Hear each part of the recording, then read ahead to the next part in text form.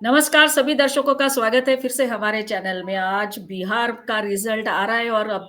NDA की सरकार बनते हुए दिखती है। पूरी सुनामी है बीजेपी और नीतीश कुमार जी की। जो लोग ये बोल रहे थे कि एग्जिट पोल झूठे होते हैं, इनके ऊपर भरोसा नहीं करना चाहिए, उनकी बातें कितनी सच थी ये हम अब जान चुके हैं। और सबसे बड़ी बात जो है, इम्पोर्टेंट बात, राहुल गांधी जी की ये 95th हार है। बस कुछ 5 बाकी है जो सेंचुरी वो बनाएंगे। तो आज इसी के ऊपर चर्चा करेंगे कि कैसे बिहार इलेक्शन एक अब टर्निंग पॉइंट रहेगा, क्योंकि आने वाले समय में काफी जगह पे इलेक्शंस है। इसके बारे में हम चर्चा करेंगे और हमने आमंत्रित किया है आज हमारे विशेष अतिथि एडवोकेट पंकज जोशी जी, जो सुप्रीम कोर्ट में लॉयर है और मथुरा से हमारे साथ जुड़े हैं। सर, बधाई हो आपको, एनडीए सरकार बनने जा रही है। जी मैडम, आपके लिए नमस्कार और बधाई सभी राष्ट्रवादी लोगों के लिए है और माननीय मुख्यमंत्री जी नीतीश कुमार जी के लिए है कि वो 5वीं बार फिर से वापस सत्ता में आए। और ये बधाई बिहार की जनता के लिए है, जिन्होंने आशा और विश्वास के साथ एनडीए को फिर से वापस सत्ता में लेके आए। और बधाई माननीय प्रधानमंत्री जी मोदी जी के लिए, माननीय मुख्यमंत्री जी योगी आदित्यनाथ जी के लिए, माननीय गृह मंत्री जी अमित शाह जी के लिए, जिनके वचन जो उन्होंने बिहार की जनता को कहे और उसके बाद वहाँ की जनता ने जिस तरह से आशा विश्वास मतलब जाति से परे जाके और अपने रिलीजन के क्लस्टर से परे जाकर, क्योंकि जिन क्षेत्रों में कहा जा रहा था कि यहाँ की जाति के लोग केवल अ, अ, मतलब विशेष जाति के नेता को ही वोट करेंगे या विशेष पार्टी के नेता को वोट करेंगे, उन्होंने उन्हें छोड़कर जिस तरह से एनडीए को भारी संख्या में मतदान किया है, तो इसके लिए माननीय प्रधानमंत्री जी की जो और माननीय मुख्यमंत्री जी की और इन सभी का जो एनडीए के नेताओं का जो विश्वास जो के नेताओं पर जो विश्वास बिहार की जनता ने दिखाया है, तो निश्चित रूप से ये और कर्तव्य परायणता की ओर हमें निश्चित रूप से लेके जाएगा। और निश्चित रूप से जो जंगल राज की जो एक परिकल्पना की जा रही थी और कि कहीं इस बार इस तरह से फिर से कहीं सरकार ये लौट सकती है, क्योंकि एक एक एंटी इनकम्बेंसी का जो एक बड़ा शगुफा तैयार किया जा रहा था कुछ पत्रकारों के द्वारा, तो वो नहीं चल सका। और बिहार की जनता और बिहार का युवा जिस तरह से मैच्योरिटी से, बिहार की महिलाएं जिस मैच्योरिटी से उन्होंने एनडीए के लिए पक्ष में मतदान किया और एनडीए पूर्ण बहुमत से जिस प्रकार से अपनी सरकार बनाता हुआ दिख रहा है, तो उसके लिए सभी एनडीए के जो भी घटक दल हैं, पांचों जो भी सहयोगी दल हैं और जितने भी कार्यकर्ता हैं, बूथ के कार्यकर्ता, पन्ना प्रमुख, जितने भी मंडल के लोग, जो जमीन के स्तर के लोग जो भी मेहनत करते हैं, उन सभी को बहुत-बहुत बधाई हो। और बिहार की जनता जिन्होंने अपने राज्य को, प्रांत को एक फिर से एक विकसित राज्य की तरफ बनाने के लिए जिस दिशा में उन्होंने भारी संख्या में और ये एनडीए की सरकार के पक्ष में जो मतदान किया है, उसके लिए उन सभी को बहुत-बहुत बधाई, उन सभी को बहुत-बहुत धन्यवाद। यस सर, बिल्कुल बधाई के पात्र है बिहार के लोग, बिहार की जनता। बहुत समझदारी के साथ उन्होंने मतदान किया। लेकिन सर, मैं आपको यहाँ पर आज ये पूछना चाहूंगी कि ये इलेक्शन ने बिहार की जो जाति समीकरण है, जो एमओए कॉम्बिनेशन है, उसको तोड़ा। साथ साथ झूठे जो प्रोपोगंडा फैलाते हैं उसको भी तोड़ा है। जी, निश्चित रूप से यही बात और यही चिंतन जब से सुबह से ये जो रिज़ल्ट जो आ रहे हैं, उसके बाद यही बनता है कि जिस तरह से बिहार की जनता के ऊपर और ये एक ब्लेम लगाया जा रहा था कि वो भारत देश के साथ ना चल के बिहार का एक अपना खुद का एक पैटर्न है, एक जाति का पैटर्न है, एक धर्म का पैटर्न है। या ये कहा जा रहा था कि बिहार के लोग अपने जैसे उनको एक एक तरह से एक एलियन की तरह उन्हें कर दिया गया हो कि वो ना तो वो जैसे वर्तमान समय की टेक्नोलॉजी का उपयोग करते हो, ना वो वर्तमान समय की राजनीति के साथ चलना चाहते हो। तो इन सभी ने उन उन जो भी इंटेलेक्चुअल्स जो हैं उनको एक तरह से उनके जो मंसूबे हैं उनको एक तरह से नेस्तनाबूद कर दिया। क्योंकि बिहार के मतदाताओं के लिए जिस तरह से नैरेटिव गढ़े जा रहे थे कि और वो कह रहे थे कि एसआईआर वहाँ पे कुछ इस तरह से कर देगा या बिहार का चुनाव आयोग कुछ इस तरह से कर देगा। अगर ये थोड़ा-सा भी 19-20 का आंकड़ा होता तो ये लोग उसी तरह से हाय-तौबा मचाते। लेकिन अब जब पूरी तरह से बिहार की जनता ने इनको नकार दिया है, तो अब ये कहीं भी कोई किसी भी रूप में अपनी कहीं कोई बात भी नहीं रख रहे हैं। अब जो भी विपक्ष के जो मीडिया पर्सन्स हैं, जो भी कार्यकर्ता हैं, उनके ऊपर एक ज़िम्मेदारी है कि वो किस तरह से पार्टी का बचाव करेंगे और किस तरह से अपनी बात को उसमें आगे रखेंगे। और क्योंकि चाहे बिफोर द इलेक्शन हो या ड्यूरिंग द इलेक्शन हो, उन्होंने अलग-अलग तरह के नैरेटिव सेट किए, अब वो सारे ध्वस्त हो चुके हैं। और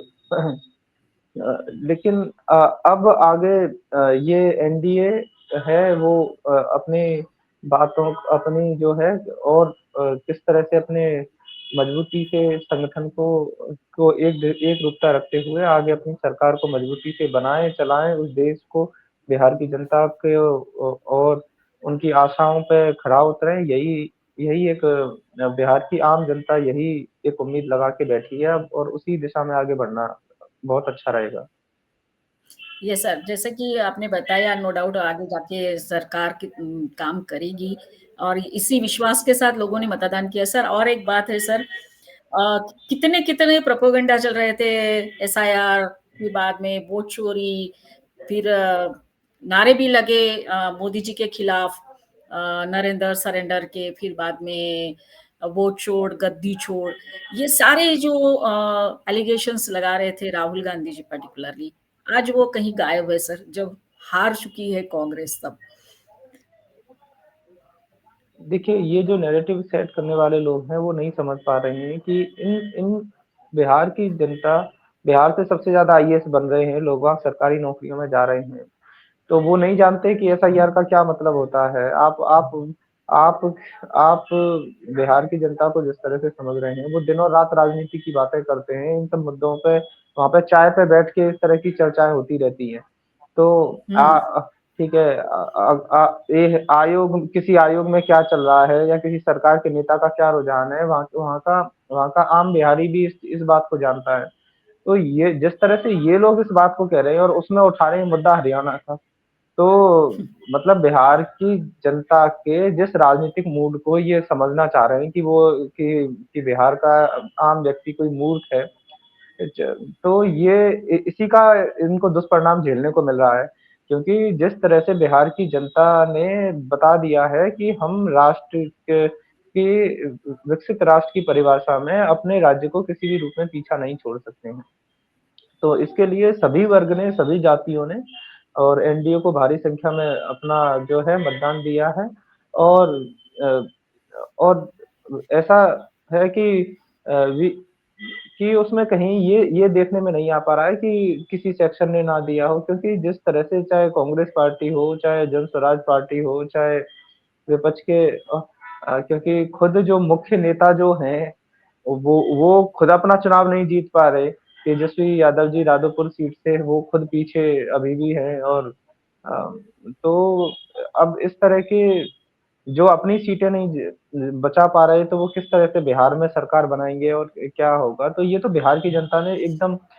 माननीय गृह मंत्री जी ने एक बात कही थी रैली में कि आप देखिएगा उस दिन 1 बजे के बाद आप रिज़ल्ट जब देखेंगे तो पता चलेगा कि विपक्ष के सभी नेताओं का सूपड़ा साफ हो गया।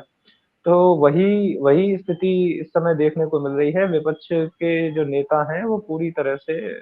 मतलब उनका चुनाव में जो हार हुई है ये यही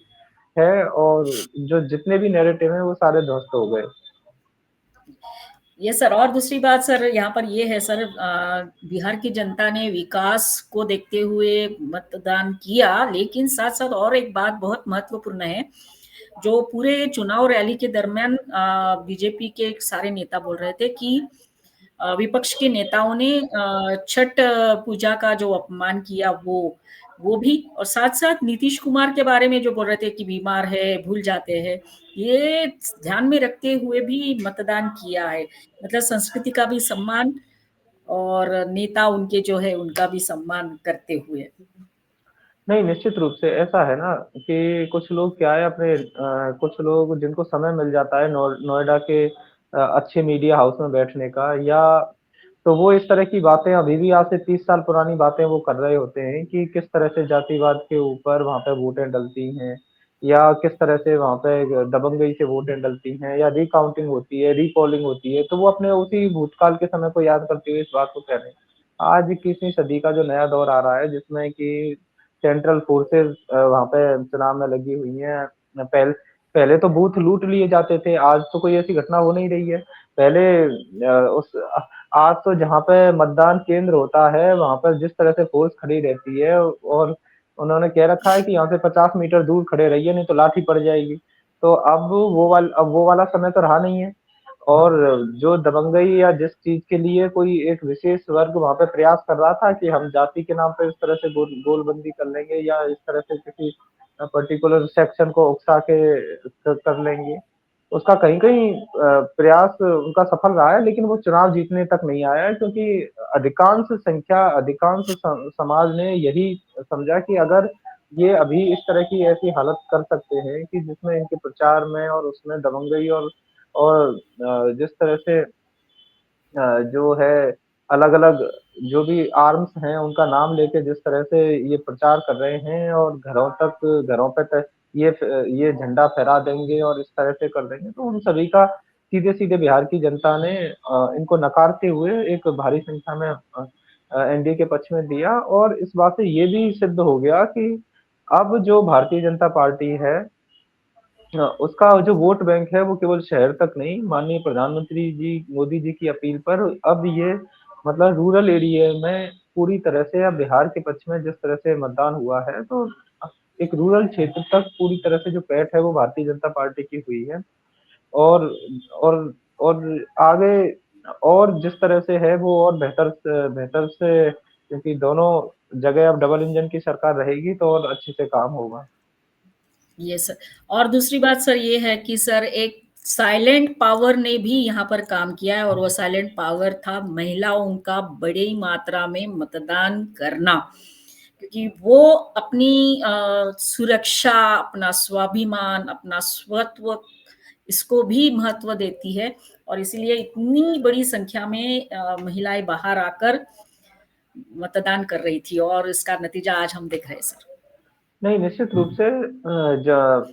ये पहले भी देखने में जिस तरह से जो वोट बैंक का प्रतिशत है, वो देखने में आ रहा था कि जब-जब महिलाओं ने अधिक संख्या में मतदान किया है, तो वो निश्चित रूप से वो एनडीए के पक्ष में किया है। और इस बार भी जो मतदान का जो प्रतिशत बढ़ा है और उसमें महिलाओं का भी मतदान का प्रतिशत बढ़ा है, वो निश्चित रूप से एनडीए के पक्ष में गया है। मतलब जिस 243 जो टोटल विधानसभा की सीट हैं, उनमें से 160-170 की सभी लोग उम्मीद लगा रहे थे कि एनडीए के पक्ष में आएँगी, लेकिन जिस तरह से 200 का आंकड़ा जो छुआ है और विपक्ष को जिस तरह से 40, 45, 50 सीटों के अंदर-अंदर वो जिस तरह से अभी मतलब हो रही है कि तो ये अपने आप में एक इतना चौंकाने वाला अ, है कि इसके बाद अब ये कहना ये छोड़ देंगे कि बिहार में जाति के नाम पे वोट डलते हैं। बिहार में विकास के नाम पर, बिहार में सुशासन के नाम पर और बिहार को एक एक नेक्स्ट आगे की कड़ी में ले जाने के नाम पर अब वोट पड़ा है और अब विपक्ष के नेताओं को सोचना पड़ेगा कि किस प्रकार से हम अपनी जो नई नई जो पटकथा है, विपक्ष के नेताओं का हमेशा सम्मान है, विपक्ष के नेताओं की हर हमेशा बात सुनी जाती है। लेकिन उनके जो है वो एक सकारात्मक रूप से, रचनात्मक रूप से अगर बयान आए तो उन सभी को निश्चित रूप से सरकार सुनेगी और उनके आगे अगर बिहार को विकसित बनाने के लिए उनके कहीं भी किसी भी रूप में उनका कोई बात है तो निश्चित रूप से उनका समर्थन किया जाएगा। लेकिन अगर फिर से वही नैरेटिव सेट करने का ही इनका मकसद है क्योंकि विपक्ष के मुख्य नेता जो हैं राहुल गांधी जी वो तो अभी दिखाई नहीं दे रहे हैं, उनका कुछ कोई बयान भी नहीं आ रहा है। तो है ही नहीं अ, सर इधर। हाँ ऐसा और सुना है विदेश में है। अब ऐसा है कि उसके लिए तो भारतीय जनता पार्टी के वरिष्ठ नेता जो हैं सिन्हा जी वो कह रहे थे कि he is a political tourist तो ये तो जब इनका मन होता है तो आ जाते हैं, मन नहीं होता है चले जाते हैं। ये तो कांग्रेस पार्टी के अन्य पार्टी के जो मेहनती कार्यकर्ता हैं उनको सोचना चाहिए कि हमने एक ऐसे नॉन सीरियस पर्सन को अपने ऊपर ले रखा है और क्योंकि politics is a full time profession. आप कभी आए, कभी चले गए और आप और फिर उसके बाद में आपकी खुद का ही कोई विज़न नहीं बता पा रहे हैं कार्यकर्ताओं के बीच में जाके, जनता के बीच में जाके, तो यही होता है। तो आज कांग्रेस पार्टी बिल्कुल उसका कहीं पर अ, वजूद जो है वो खत्म हो गया। तो अब ये तो कांग्रेस पार्टी के अन्य मेहनती कार्यकर्ताओं को पूछना चाहिए कि हमें हमें आगे क्या करना होगा। राहुल गांधी जी से वो कम से कम वो सवाल तो पूछें कि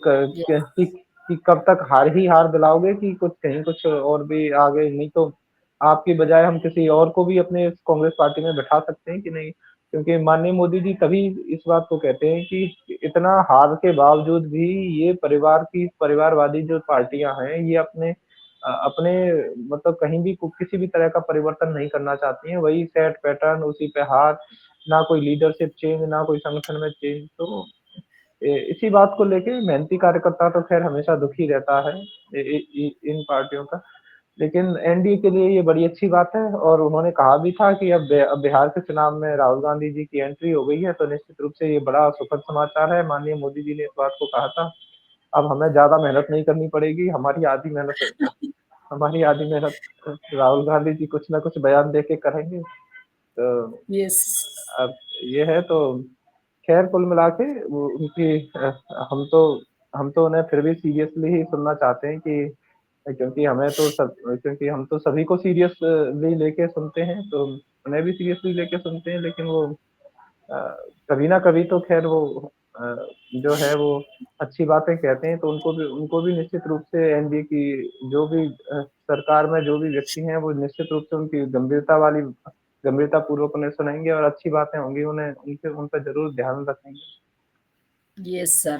किसी ने कहा था, मैं नाम भूल गई, बीजेपी का नेता ही थे, नाम भूल गई सर, उन्होंने कहा वो तो बीजेपी के स्टार प्रचारक है राहुल गांधी। तो एनीवे सर, ये बिहार इलेक्शन